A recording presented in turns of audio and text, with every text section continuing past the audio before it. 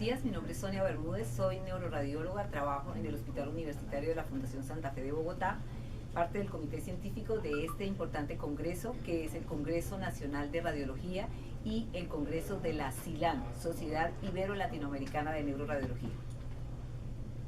Estoy acá con los doctores Roy Riascos y el doctor José Ignacio Suárez.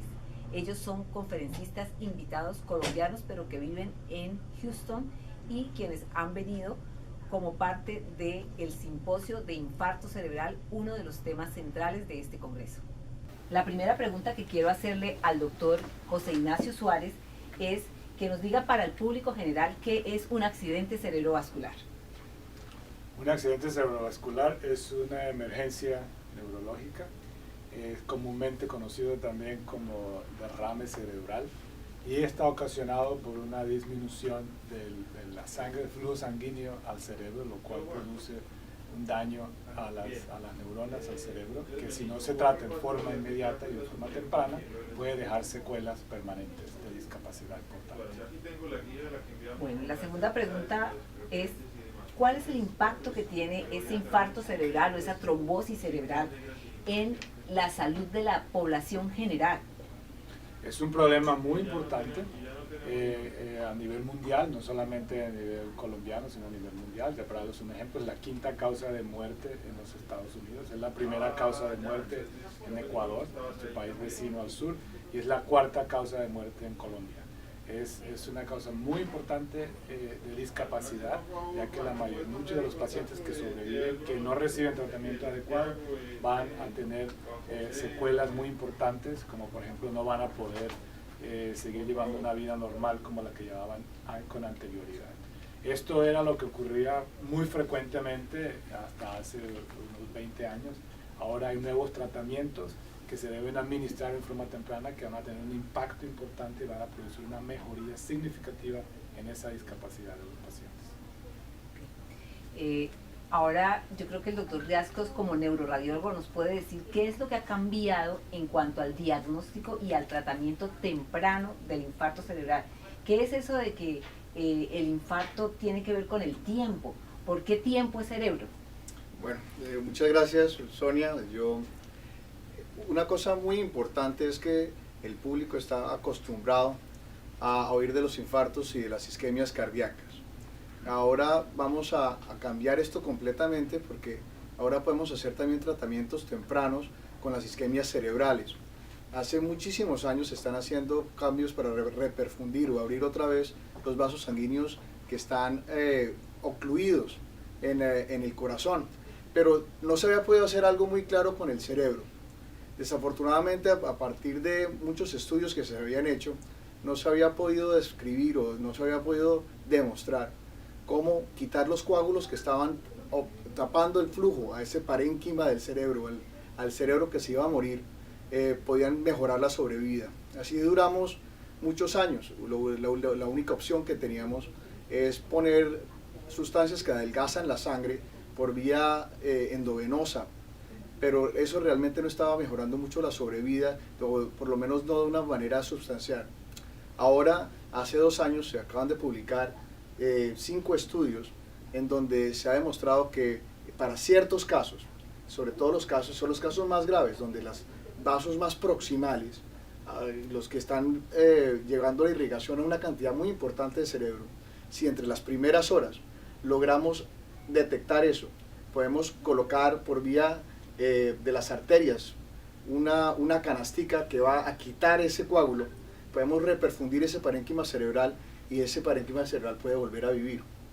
Esto, si entendemos parte de lo que el doctor Suárez nos dijo, es una enfermedad prevenible.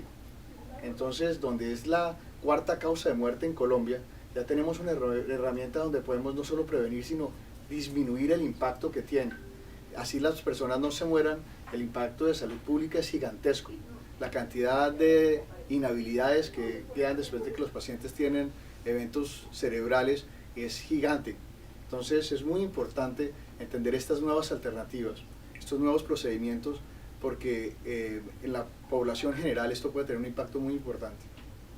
Bueno, doctor Ignacio, cuéntenos qué debe saber la gente, la población general, el común de las personas del infarto, en que nos puedan ayudar para que todos trabajemos como un equipo en pro de salvar el cerebro? Sí, eso es una pregunta muy importante, ya que la educación de la población en general es clave. Si la población no está educada, no puede reconocer los síntomas, no van a poder saber que es una emergencia.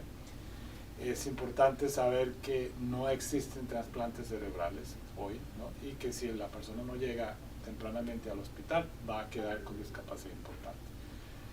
Lo clave es saber que hay síntomas premonitorios o síntomas o signos que nos pueden indicar que el paciente pueda estar teniendo un derrame cerebral, un accidente cerebrovascular, un ictus cerebral, como lo quieran llamar. Y los más importantes son debilidad de los músculos de la cara, particularmente en un lado de la cara o de un lado del cuerpo, una cefalea, un dolor de cabeza muy importante, predominantemente si es un dolor de cabeza que nunca lo habían experimentado, dificultad al hablar o dificultad para deambular o caminar. Esos son los síntomas más importantes, o un adormecimiento de un lado del cuerpo. Si las personas tienen uno de esos síntomas, deben consultar en forma inmediata, ir a un hospital, a un servicio de urgencias para que lo vean. No puede esperar, no puede empezar a llamar a otros médicos a ver si de pronto alguien les responde. Es una urgencia, tienen que ir al hospital en forma inmediata. Por último, yo quisiera que nos contara cómo está organizada en su ciudad la salud pública para que esto fluya de una manera rápida. Sí, en Houston lo que hacemos es, tenemos programas de educación y programas a nivel regional y local en toda la ciudad. Es un problema de salud pública, como ya la doctora Bermúdez había mencionado, de tal manera que es una de las prioridades de salud para nuestra comunidad. Entonces, es importante la educación del público. Llevamos a cabo muchos programas de educación a nivel comunitario, en las escuelas, en las iglesias, en todas las comunidades, sobre todo personas de mayores de 50 o 60 años, que cuando se presenta una mayor proporción de pacientes con este problema. Y también se educa a las personas que van a ofrecer la atención médica del paciente, por ejemplo, a todos los servicios de ambulancia, tanto privadas como públicas, y una educación importante también a nivel de los servicios de urgencias y en todos los hospitales de toda la región. Entonces, por ejemplo, si el paciente llama y reporta que tiene una posibilidad de que de pronto pueda tener un accidente cerebrovascular, esa persona va a ser evaluada inmediatamente por un servicio de ambulancias con unos enfermeros, unas personas especializadas que van a poder detectar los síntomas, van a poder llamar a los hospitales que pueden manejar el paciente se lleva a los hospitales, no a todos los hospitales, sino a ciertos hospitales que tienen toda la tecnología disponible y todo el personal especializado al cual se le pueda tratar. Y posteriormente se le hacen los tratamientos que ya el doctor Riascos les había mencionado, y después se le hace un tratamiento de rehabilitación y de prevención para que la persona no pueda tener otra vez, no manifieste nuevamente los mismos síntomas posteriormente. Ahora, la cuestión de tener hospitales especializados es importante, es muy importante.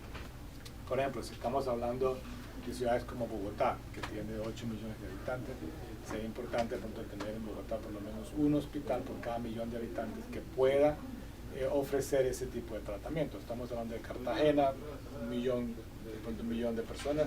Por lo menos debe haber en hospital 1 o 2 hospitales en Cartagena en donde se pueda ofrecer todo este tipo especializado de tratamiento y que puedan ayudar a la educación de toda la población. Pero es importante también que haya unas propuestas de gobierno, unas propuestas que se involucre la parte pública y la parte privada para hacer algo en conjunto y poder otorgarle al paciente el tratamiento que merece. Muchas gracias. Yo quiero retomar un poco la pregunta anterior de por qué, después de oír todas estas cosas, el tiempo es cerebro.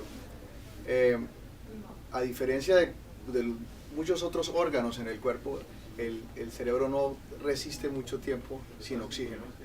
Entonces, los daños del cerebro pueden ser irreversibles en cuestión de pocas horas.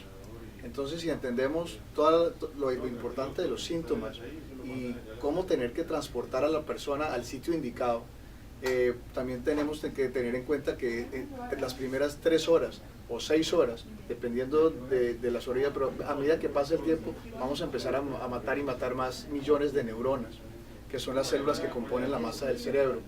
Entonces, tener una infraestructura muy bien organizada no solamente permite tener la atención adecuada, sino hacerlo a tiempo.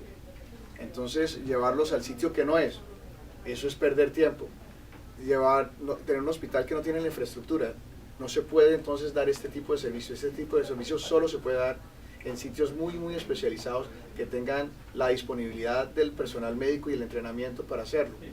Entonces, esa es la importancia, no solamente de detectarlo temprano y asistir al médico, sino idealmente ir al médico que es.